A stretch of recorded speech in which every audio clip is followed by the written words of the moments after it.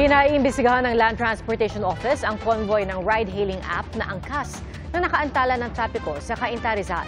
Ayon sa LTO, nais nila malaman kung may permiso sila mula sa LGU at kung bakit pinatigil ng mga rider ang trapiko para makadaan ang kanilang convoy.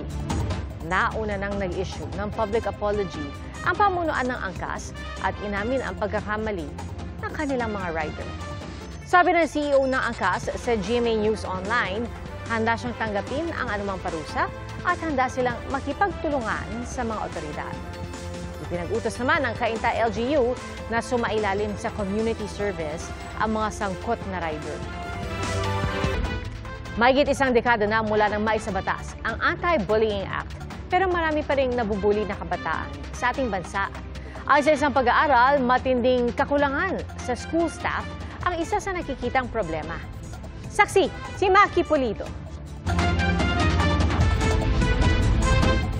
Sa isang internet shop sa Barangay Lagaw, General Santos City, makikita ang 5 binatilyong babad sa computer.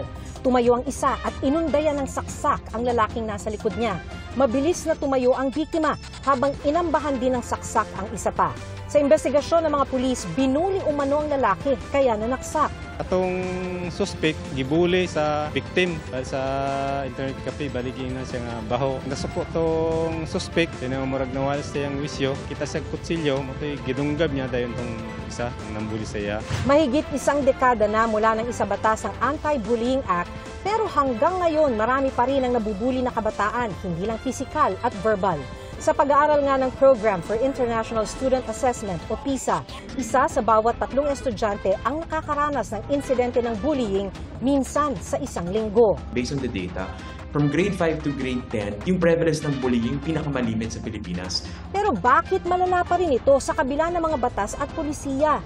Matinding kakulangan sa school staff ang nakikitang problema ng 2nd Congressional Commission on Education o EDCOM-2. Pinamumunuan dapat ang Anti-Bullying Committee ng school head o principal, pero marami sa mga paaralan, walang principal.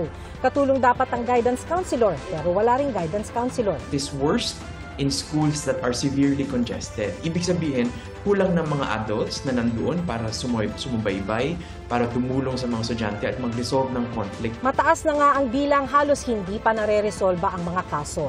Ayon sa EDCOM-2 report, 11% lang ng reported cases ang naresolba mula November 2022 hanggang July 2024. Sabi ng Department of Education, isa sa tinutugunan nila ay kakulangan ng trained personnel. Now we have a new position called school counselor that will allow hopefully more interested parties to join the DepEd.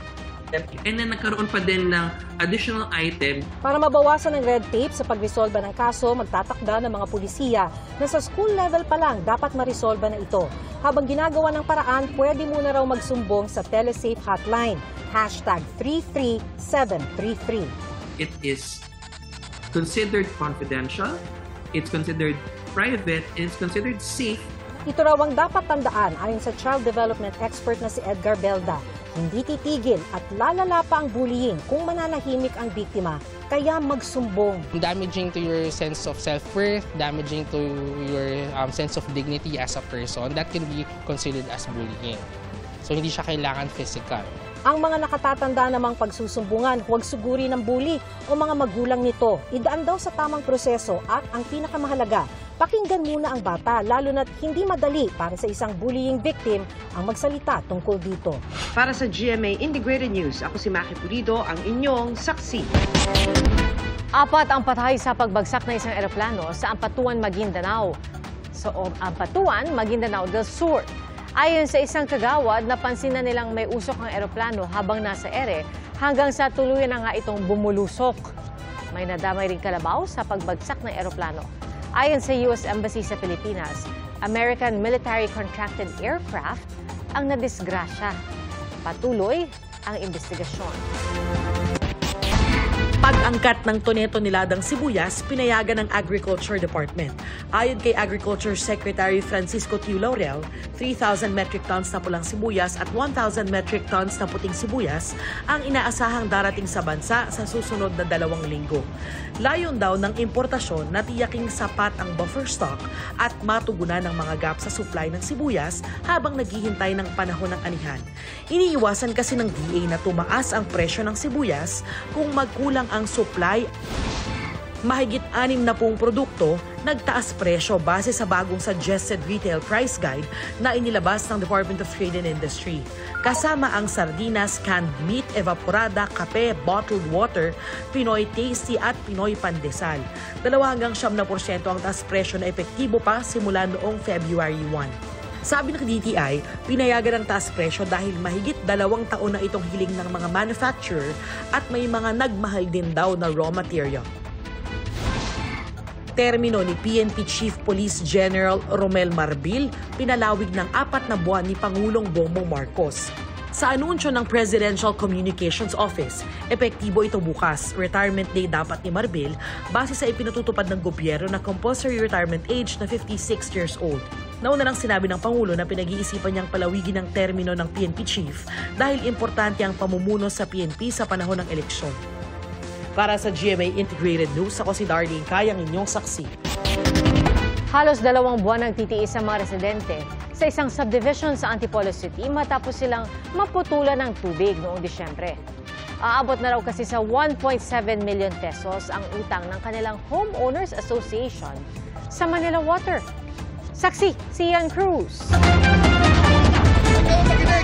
Sa bakayan nauwi ang pagkikita ng kasalukuyan at dating pinuno ng Homeowners Association ng isang subdibisyon sa Kupang, Antipolo City. Kapwa sila nagsasabi na hindi responsable kung bakit nabaon sa utang sa Manila Water ang bulk meter ng subdibisyon.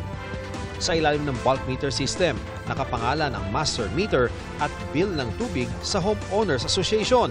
Ang HOA naman na nagpapasubmeter at siya rin kumukolekta ng bayad sa tubig ng mga residente. Kahit piso po, wala po akong kinukuha mula sa tubig. Kung tuusin nga po, abonado pa po kaming HOA. Kasi noon pong time na binitawan po niya, kaya po naman nalalaman na mayroong utang. Hindi niya ako talaga tinitigilan because gusto niya makuha yung tubig. I don't know for what reason. Siguro for personal interest. Kanina, naabutan pa ng GMA Integrated News na nagrarasyon ng tubig ang Barangay Kupang gamit ang fire truck. May container din sa kalye kung saan pwedeng mag-igib ang mga residente.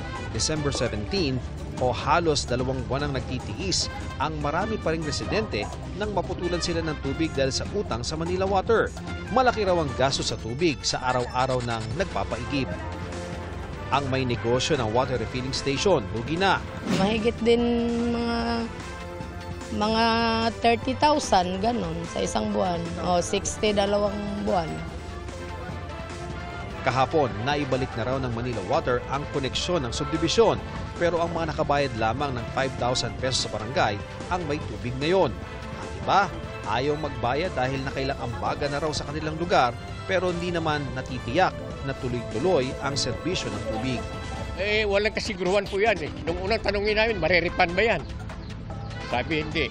Walang problema, makabayad kami. Pero nakikiramdam kami kasi baka mamaya maputol na naman. Hindi mapunta sa tama. Hindi mapunta sa tama. Ayon sa Manila Water, halos 1.7 million pesos ang utang ng Homeowners Association.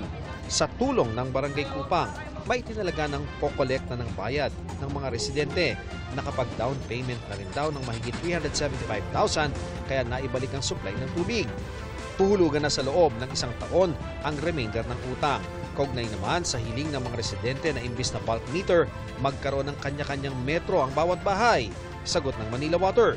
Kailangan po munang masettle yung pagkakautang po ng homeowners nung kanilang community bago po tayo mag-proceed or magsimula doon sa proseso naman ng individualization na ito po i-apply pa.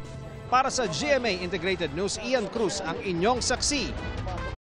Mga kapuso, maging una sa saksi. Mag-subscribe sa GMA Integrated News sa YouTube para sa iba't ibang balita.